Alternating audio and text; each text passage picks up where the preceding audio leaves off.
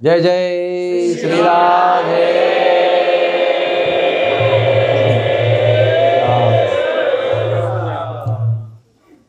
वैसे बहुत लंबी कहानी है, हृदय द्रावक कहानी है।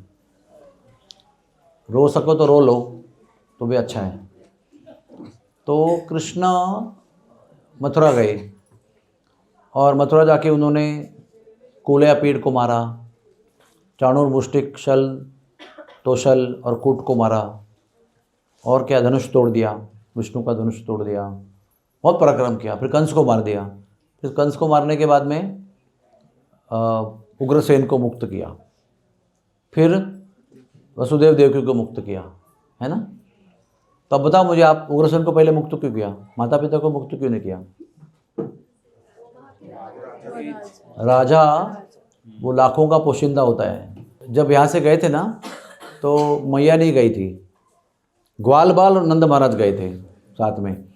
वो कहते हैं शॉर्टकट से गए थे, इसलिए ये रथ से गए थे, फिर भी ये लेट पहुँचे और शॉर्टकट वाले पहले पहुँच गए। तो ग्वाल बाल तो उनके साथ थे, पिताजी के साथ, और कृष्ण बलराम अक्रूर के साथ थे। तो एक जगह पर वेटिंग में उनको नंद बाबा और ग्वाल बाल मिले। अक्रूर जी कह रहे थे कि चलो चलो मेरे पहले घर चलो, घर चलो। तो कहते नहीं नहीं नहीं, हम लोग पहली बार मथुरा में आए तो हमारे बच्चों को सबको देखना है। आपको देखना था ना मार्केट में क्या है, इधर क्या है, तो शुक्रवार के मार्केट में क्या है, उधर लोही बाज़ार में क्या है, वो सारा एक बार देखने की इच्छा होती है ना। तो हमारे ग्वाल बालों को भी पहली बार शहर में आए तो देखने की इच्छा है, तो हम आपके घर में बाद में आएंगे। पिताजी बोला आप भी जाके आराम करो, हम बच्चे का घूम के आते हैं। तो फिर उन्होंने घूमते घूमते वो धोबी को मारा, सुदामा माली को आशीर्वाद दिया, फिर वो टेलर को आशीर्वाद दिया। ऐसा करते करते सबका उद्धार करते करते कूलयापुर का एंड में धनुष्य भी तोड़ दिया रात को ही। तो राजा इंपॉर्टेंट है, इसलिए राजा को पहले रिहा किया, फिर बाद में माता पिता को रिहा किया। अभी देखिए, माता पिता उनके वसुदेव और देवकी भी हैं, यशोदा भी है। यशोदा के साथ में वो 10-11, कुछ लोग कहते हैं 10 साल 10 साल 8 महीने, ऐसे कुछ लोग कहते हैं। एक जगह पर लिखा है 11 साल 52 दिन उन्होंने ब्रज में निवास किया। Anyways that doesn't make much difference, अपने के लिए फ़र्क नहीं पड़ता उसका। तो उसकी भी एक कहानी है कि द्रोण और धरा ने तप किया था और पृश्नि और सुतपा ने भी तप किया था। पता है आपको? कृष्णा बुक पढ़ो आप। पृश्नि और सुतपा ने 12,000 वर्ष तप किया था, पड़े हुए पेड़ के पत्ते खाकर। और भगवान ने उनको दर्शन दिया। क्या चाहते हो? कहते हम आप हमारे पुत्र बनकर आ जाओ। उन्होंने कहा तथास्तु। उसके बाद द्रोण धरा के पास आ गए। द्रोण प्रभु हैं और धरा माता जी है। तो दोनों ने भी तप किया था 12,000 वर्ष, और उनको दर्शन दिया और बोला क्या चाहिए आपको? तो उन्होंने कहा कि आप हमारे पुत्र बनकर आ जाओ। बोले अभी अभी तो उनको पुत्र बनने का आशीर्वाद देकर आया हूँ, तो आपको भी पुत्र बनूंगा मैं, लेकिन आपके 2 जन्म के बाद में बनूंगा।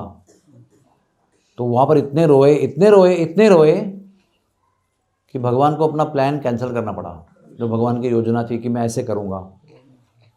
भगवान का जो है ना शासन, यानी भगवान का जो है ना ऑर्गेनाइजेशन, जो व्यवस्थापन है, वो उनका ऐश्वर्य का प्रतीक है ना, वो it's a sign of his opulence. तो वो जो एक सिस्टम है उसकी, वो कभी बदलती नहीं है।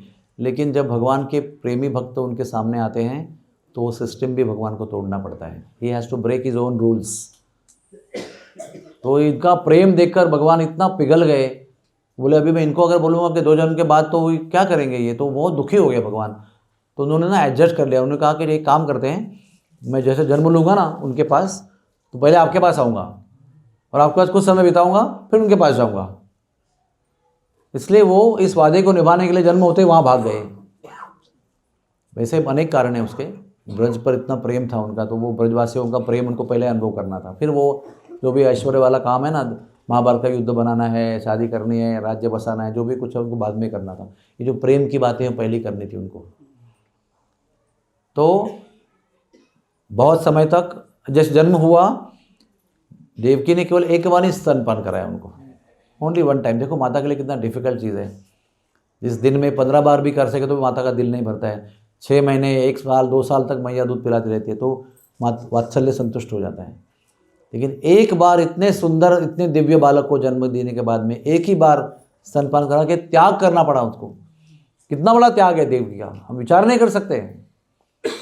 हाँ, वहाँ गए, वहाँ पर फिर बालकपन का जितना भी आनंद था, चलाने सिखाने का, बोलने सिखाने का, ऐसे कहते हैं ना जो दुनिया को सिखाते हैं उनको मैया सिखा रही है अ ब क ड क्या होता है, ABCD क्या होता है। तो दुनिया चलाते हैं उनको मैया हाथ पकड़ के दोनों कृष्ण बलराम को चलना सिखा रहे हैं। इतना इतना आनंद दिया। क्या कहते हैं, इति दृक्स्वलीलाभिर आनंद कुंडे, आनंद के कुंड में ब्रजवासियों को भगवान ने डुबो दिया, इतना आनंद दिया उनको। और उसके बाद में अभी बड़े होकर, बाल्यकाल समाप्त हो गया उनका, बड़े होकर पराक्रम दिखाने के बाद, कंस को मारने का पराक्रम दिखाने के बाद अभी वसुदेव देवकी को मिल रहे वो। तो उनकी अपेक्षा ये है कि ये मेरी मैया बाबा को हम पहली बार मिल रहे हैं तो तुरंत उन्होंने उठाकर गले लगाना चाहिए, चुम्बन करना चाहिए, सूंघना चाहिए और दुलारना चाहिए। लेकिन उन दोनों को ये भाव पता था कि ये भगवान है हमारे पुत्र जो है, तो वो दंडवत कर रहे हैं, नीचे ज़मीन पर सर लगा रहे हैं और ये ऐसे ही खड़े हैं संकोच में, कैसे कैसे करें कैसे करें। और उनको वो वेट कर रहे हैं कि अभी उठा के गले लगाएंगे। बहुत देर गया उसके भी में, तो भगवान को लगा ये इनका ऐश्वर्य भाव होगा ना तो मुझे गले नहीं लगाएंगे ये। तो भगवान ने उनको अपनी जगन मोहिनी माया का प्रयोग किया, जगन मोहिनी माया का प्रयोग किया। तो कुछ समय के लिए भूल गए कि हम भगवान हैं, तुरंत उठाया और तुरंत दुलारा, तुरंत चुंबन किया, चुम्बहा, बहुत सारा प्रेम किया। फिर भगवान अश्रु बहा रहे हैं, देवकी वसुदेव भी अश्रु बहा रहे हैं। और क्या हो रहा है मालूम है, बाजू में नंद बाबा खड़े हैं और सारे बाल बाल भी खड़े हैं, वही लीला देख रहे हैं। ये भी तो ठीक है, कोई बात नहीं। उसके बाद में कृष्ण भगवान ने वसुदेव देवकी को ये प्रश्न किया कि हम लोग आपको संग नहीं दे पाए, गोकुल में ही रहे, नंदगांव में रहे, ब्रज में रहे, और आज इतने समय के बाद में आपको दर्शन दे रहे हैं। मैया हमारे आपके प्रति जो कर्तव्य हमने पूरे नहीं किए, तो आपकी क्या इच्छा है। तो देवकी वसुदेव ने कहा उनको कि हमने भी आपके कर्तव्य कहाँ पूरे किए, ना जाति संस्कार किया, ना मेधा संस्कार किया, ना अन्नप्राशन कराया, ना आपको नामकरण कराया आपका, ना उपनयन कराया। कितने काम बाकी है अभी, तो कुछ कुछ तो हो गए वहाँ पर, नामकरण तो उन्होंने कर दिया, हमने भेज दिया यहाँ से, लेकिन उपनयन बाकी है आपका अभी।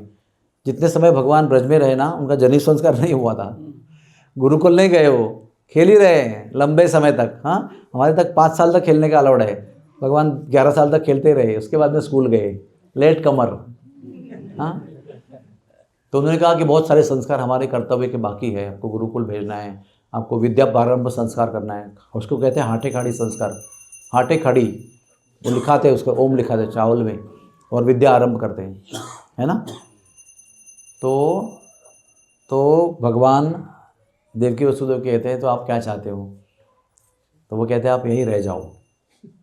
तो कृष्ण बलराम कहते हैं जैसे आप कहोगे वैसा करेंगे। और ये नंद बाबा वहाँ सुन रहे हैं। मैया ने क्यों भेजा था, आप संग जाओ और उनको संग लेके आओ। और यहाँ पर वो कह रहे हैं कि हम यहीं रहेंगे, यस कहते हैं उनको। तुरंत टर्न होके सीता जी को कहते हैं पिताजी आप चले जाओ, हम लौट के आएंगे बाद में। पिताजी के हृदय पर पहाड़ टूट पड़ा, वो विचार भी नहीं कर पा रहे कि मैं कैसे जाऊं वापस, यशोदा को क्या मुंह दिखाऊंगा मैं। उससे वादा करके गया था मैं कि मैं ले आऊँगा, साथ जाऊँगा, सब देखूँगा वहाँ पर क्या चल रहा है, उनको प्रोटेक्शन दूंगा और संग में ले आऊँगा। लेकिन कन्हैया की इच्छा के बगैर हम लोग, नंद बाबा के हृदय पर पहाड़ टूट पड़ा और वो वहीं खड़े हो गए, स्तब्ध हो गए। वो उनका कदम ही नहीं उठ रहा है वहाँ से। जाना तो है ग्वाल बालों को भी, उनको भी जाने को दिल नहीं कर रहा है। तो फिर उन्होंने कहा पिताजी आप जाइए, हम आएंगे लौट कर। नंद बाबा इतने दुखी हो गए, इतने दुखी हो गए कि धीरे धीरे पैर चलाया उन्हें, बहुत मुश्किल से भारी भारी पैर चलाया और वो जाने लगे। तो अभी तो उस समय पर तो वो पैदल ही गए थे ना, यहाँ से नंदगांव से मथुरा, वापस ही पैदल ही आ रहे हैं सब लोग। तो उसमें ना उनको आगे चला नहीं जा रहा था, इतना दुख था उनके मन में, इतना दुख था। तो बीच में गांव आया, तो वो बोले अपना ही गांव है, मेरे राज्य में ही है, थोड़ा रुक जाते हैं, थोड़ा सा भावना को ठंडा करने के लिए।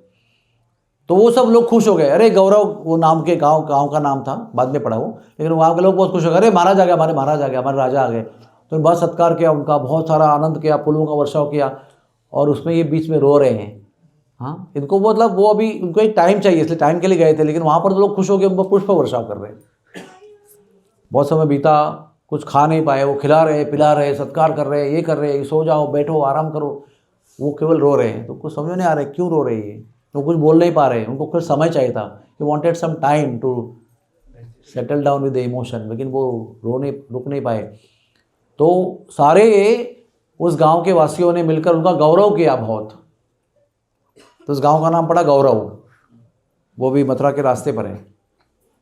फिर वहाँ से निकले कि बहुत कष्ट से यही विचार चल रहा था मन में कि यशोदा को क्या जवाब दूंगा, what logic I can give her, कुछ उत्तर नहीं था उनके मन में। तो फिर वो लौटे घर पे, तो खबर आ गई ना कि भाई नंद बाबा आ रहे हैं, ग्वाल बाल आ रहे हैं। तो मैया को लगा कृष्ण बलराम भी आ रहे हैं, अब भी मेरे दौड़ के मेरे गोद में आएंगे, अब भी बोलेंगे मैया मक्खन कहाँ है, इतने दिन से मक्खन नहीं खाया, फिर मैं मक्खन की याद में तड़पता हुआ, मैया मक्खन खिलाओ, मक्खन खिलाओ, गैया कहाँ है, गैया कहाँ है, दिन गैया नहीं चराई। ऐसे सब वो सोच रहे कि ऐसा करेगा, ऐसे आके गोद में कूद के आएगा, मक्खन मांगेगा, स्तनपान करेगा, जो भी है।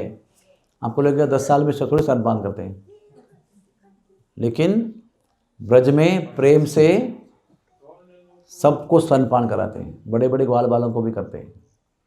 प्रेम है, वात्सल्य। वात्सल्य बहुत बहुत पावरफुल शक्ति है। मैं ऋषिकेश में जब था तब एक सन्यासी को मिला था जो मुझे योग सिखा रहा था, नाड़ी परीक्षा भी सिखा रहा था।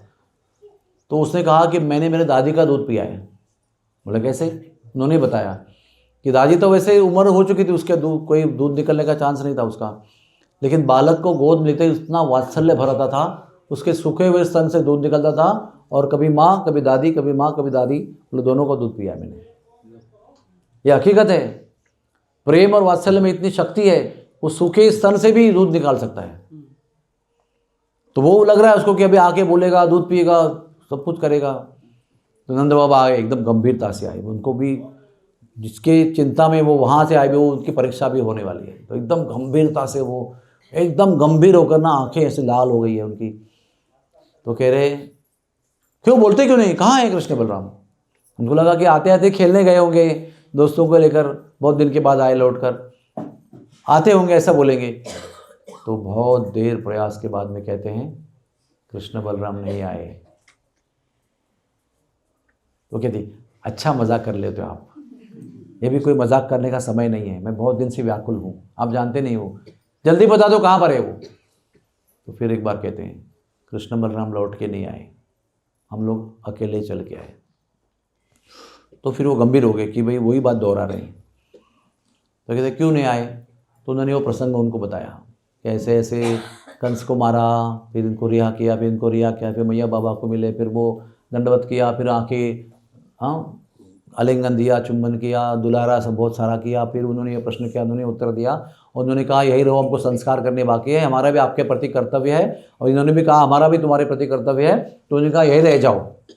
और फिर कन्हैया ने आके मुझे बोला कि बाबा आप चले जाओ, हम बाद में आएंगे, आइए मैया बाबा की इच्छा पूरी करेंगे।